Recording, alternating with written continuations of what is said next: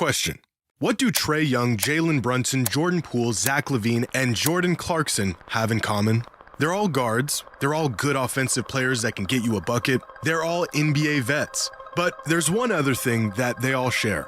These 5 players are statistically the worst defenders in the entire NBA, at least according to Crafted Defensive Plus Minus. Now, I usually wouldn't go seeking out information like this, but I felt inclined to after the recent onslaught of criticism Luka Doncic has received for his defense. From what is said and what I've seen, I thought Luka would be near, if not at the very bottom of the worst defenders in the league.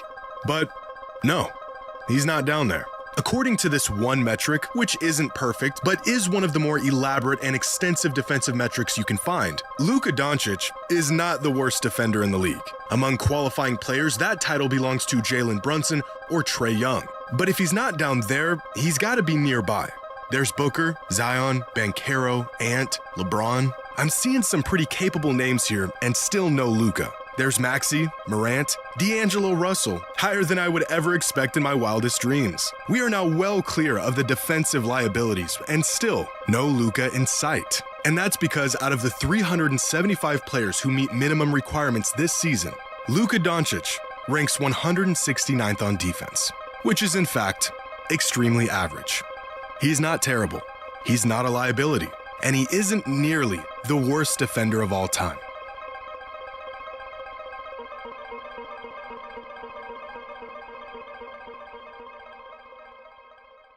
Today's video is sponsored by SeatGeek. Handle all of your ticketing needs, including World Cup tickets on SeatGeek, the #1 rated ticketing app with over 28 million downloads. On SeatGeek, there are more than 70,000 listed events, from sports to concerts to festivals and more. For years now, I've been exclusively using SeatGeek to find the best tickets for everything, including my Blazers, where I can browse seating, search for tickets, and get the best deals. And with every ticket backed by their buyer guarantee, once I buy my ticket, I know I'm good to go. And right now, you can get 10% off any tickets by downloading the SeatGeek app and using the promo code JxmyHighroller. Just click the link in the description to download the app and have the code automatically added to your account to use at any time. That's promo code JxmyHighroller for 10% off any tickets, only on SeatGeek. Is it possible for a player to be so good on offense that they could be as bad as they want on defense and it doesn't even matter? Scoring and playmaking and controlling the pace of a game on offense in the NBA are invaluable qualities. It's the one trait every great player, almost without exception, has in common. But what about the other side of the ball? Defense wins championships. This has been proven time and time again. But can a one-way superstar tilt the scale so much that he doesn't need to be a two-way player to win? In the wake of the Lakers' recent slump, many fans point towards Luka Doncic and his terrible defense as a major factor for the team's struggles. The effort being so non-existent at times that some fans have even called him the worst defender in the league's history, and that a team with a player so one-sided will never find any meaningful success. Luka's defenders, on the other hand, know that he's never been a two-way player. He's an offensive maestro. What he lacks on defense, he makes up for and more with his offense. Or at least that's been the theory on Luka's game and his value throughout his entire career. But is this actually the case? Well, I think it's worth asking, is Luka actually bad on defense? The eye test would certainly say so, but sometimes our eyes can deceive us. Defensive Estimated Plus Minus has Luka in the 31st percentile league-wide in terms of defensive impact, well within the realm of defensive liability. When it comes to points allowed per 100, Luka is in the 44th percentile. His crafted defensive plus minus is actually above average, in the 63rd percentile league-wide, and according to ESPN Analytics, Luka is in the 51st percentile defensively. Turns out that, according to most metrics, Luka isn't a bad defender. He's actually average. But defense is notoriously tough to accurately measure. The vast disparity in rankings and results across these different metrics proves that we still haven't figured out how to quantify defense all that well. When one metric says you're worse than most and another says you're well above average, it's tough to tell which one is accurate. But it does give us a decent snapshot of Luka's defensive impact, which is average. If we chart the top 100 players in the league this season according to their average ranking in league percentile among these catch-all offensive and defensive metrics, then we could get a good idea of who is great on offense, who is great on defense, and who is great on both ends. Up here are the defensive liability offensive juggernauts: Jalen Brunson, James Harden, Michael Porter Jr., Trae Young, Jamal Murray. Over here are players who provide most of their value through defense without much offense: Gobert, Asar Thompson, Cason Wallace, Isaiah Stewart. And all the way up here are the best two-way players in the league: Giannis, Wemby, Chet, Derek White, Jalen Suggs, and Shai Gilgeous-Alexander, who ranks in the 99th percentile on offense and the 91st percentile on defense. Arguably the best two-way player in the entire league. So where is Luka in all of this? Right here, in the 98th percentile on offense and the 56th percentile on defense, which even when stacked up against the top 100 players in the league is still far from the worst. In fact, compared to other offensive superstars, Luka is actually a net positive on defense. Steph Curry ranks in the 97th percentile on offense, but only the 25th percentile on defense. Donovan Mitchell, 99th on offense, 36th on defense. Austin Reeves, Luka's own teammate, 97th on offense and 27th on defense. Who could this be all the way over here as one of the best offensive players in the league, but statistically a cone on defense? Oh, it's Anthony Edwards. What about this player? Great on offense, a negative on defense. Oh look, it's Jaylen Brown. Despite the reputation he's built for himself and defensive efforts that are at times completely inexcusable, by all accounts, Luka Doncic is not a bad defender.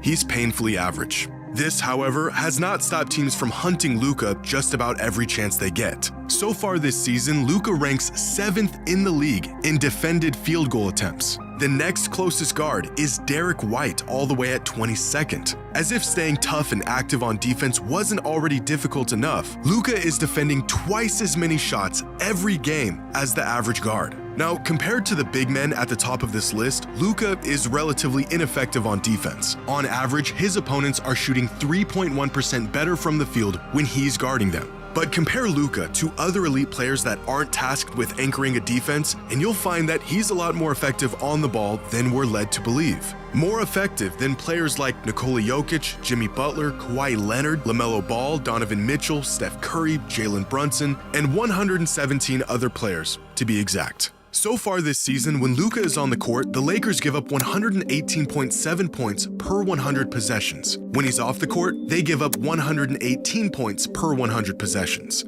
A difference that is negligible. Compare Luka's neutral impact on defense to the top 15 offensive generators in the league, the players who generate the most points per game through scoring and assists, and Luka is, you guessed it, average. As expected, the best offensive players in the league are usually not all that great on defense. The larger a player's offensive burden is, the less they're asked to do or even have the energy for on defense. According to Cleaning the Glass, among the 15 most impactful offensive players in the league, only 6 of them have teams that perform better on defense when they're on the court versus when they're not. With Luka right in the middle at 7th, and some of these teams completely struggling on defense when their star is on the court. The Timberwolves and Clippers are nearly 10 points worse on defense per 100 possessions with Ant and Harden on the floor. Jalen Brunson is literally the worst defender in the league, with the Knicks nearly 13 points worse on defense when he's on the floor. In a world where there are numerous players around the league that do far less on offense while also doing less on defense, Luka is one of a few players that gets heavily scrutinized for it. So how does a player who by every conceivable measure is merely average on defense gain this reputation of being not just a bad defender, but one of the worst defenders of all time? It's okay, Luka, to move your feet a little bit over and help out. Well, what does he do? He just throws up his hand. Anybody in the NBA and looking up the floor and throwing ahead. Colin Gillespie. But J.J. Redick, coach of the Lakers, said hoping to have him back this week. Working one-on-one, little on big. They're going to go baseline. Doncic. Never been a big point guy. Two teams met back on December 1st. Allen with an opening. Brings it down to Sensabaugh. Off the wing three. Got it. Holland. Yeah. Evidently, it's a little chat. Oh, my goodness. This guy is a whiner.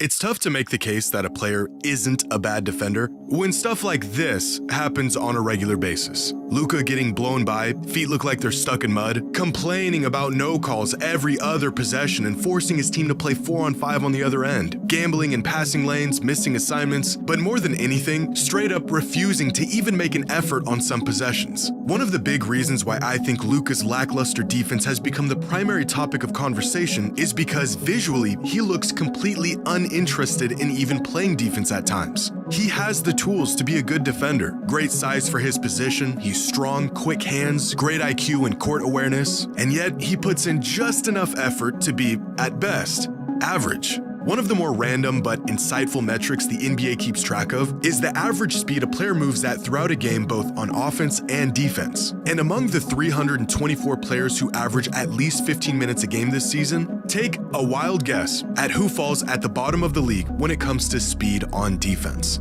If you said James Harden, well then kudos to you, that's a fantastic guess and you're right. But right above him, as the second slowest player in the entire league on defense, is Luka Doncic, behind a 41-year-old LeBron and a lumbering Joel Embiid with one good knee.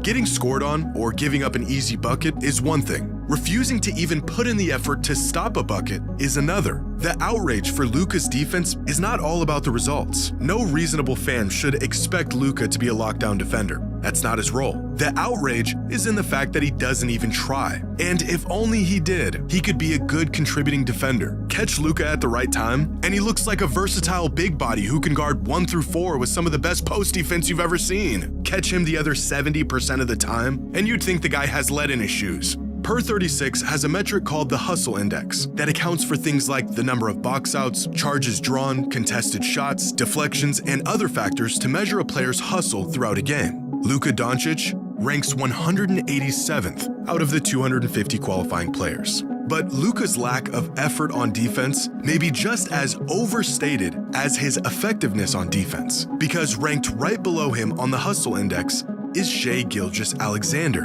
and Zubats, and Giannis, and Cam Johnson, Lou Dort, Stephon Castle, and other players who clearly put in effort on the defensive end of the court. For every clip you see of Luka being a cone on defense, there's about 10 possessions they won't show you of him playing sound, high-energy, disciplined defense. As much as we'd like to see the stars of our league not only have the ability, but also the drive to be elite on both ends of the floor, the reality is Luka's defensive mediocrity has more to do with his role on the court than it does his actual ability or willingness to be elite on that side of the floor. In a perfect world, a team star player would be great on both ends. But in today's NBA, building around and relying on a one-way superstar may be less of a choice and more of a necessity. If we consider a two-way star as a player who is in the 90th percentile of the league on both offense and defense, then there aren't 20 two-way stars in the league. There aren't 10 of them. There isn't even 5. There's 2. 2 players in the entire league that are true two-way stars. But what if we widen our scope of elite two-way players to at least the 80th percentile league-wide on both ends of the floor? Well, then there's still only 9 players who meet those requirements. 450 players in the NBA, 9 of them who you could consider to be great on both offense and defense. Demanding that an offensive mastermind also be more than just okay on defense shouldn't be too much to ask, but the best players in the NBA almost exclusively create their value through offense, not defense. And whether it's a lack of physical tools, effort, or by design, players who can give you both are extremely rare. Is Luka truly the worst defender of all time? No. Is he the worst defender in the league? Not even close. When he puts in the effort, he's actually a good defender, and when he doesn't, he's terrible. And contrary to the scathing narrative that is built around him, Luka's defense is somewhere in between these two extremes. Not great, not bad, but merely average. And just like every other defensively mediocre star in the NBA who doesn't receive nearly the amount of criticism he does, as long as he remains just okay on defense, what he brings on the offensive end almost always makes up for what he lacks defensively. But you don't have to take my word for it. Here are the top 100 players in the league, charted according to the number of points they generate on offense minus the points they give up on defense. So, for example, if a player creates 30 points a game through scoring and assists, but they give up 15 points on the defensive end, they would be a plus 15 on this chart. Unlike most net ratings, this gives us a look at a player's total impact based on individual performance and matchups, as opposed to the impact they had on their team's performance. And among these players, you'll find some great defenders: Chet Holmgren, Jalen Duren, Bam Adebayo, Derek White. But because of the inherent value of great offense, the closer you get to the top of this list, the more you'll begin to see the offensive-heavy players. Peyton Pritchard, MPJ, Banchero. They give up more than you'd like on defense, but their offense still makes them a large net positive in the end. Despite giving up 16 points a game on defense, Austin Reeves generates nearly 43 points a game, making him a plus 26.7. James Harden generates over 45 points a game and only gives up about 13.5 on defense. But all the way at the top are the players who create the largest surplus of points in the entire league. Nikola Jokic, who gives up the most points per game in the entire league, but is also the greatest offensive engine of all time. Cade Cunningham, who generates nearly 50 points a night while only giving up about 15. And Shai Gilgeous-Alexander, who has a sizable gap on everyone as the MVP frontrunner and one of the best two-way players in the league. Where does the liability himself, Luka Doncic, stack up in all of this? He's right here, creating so much offense that you'll take his average defense every single time.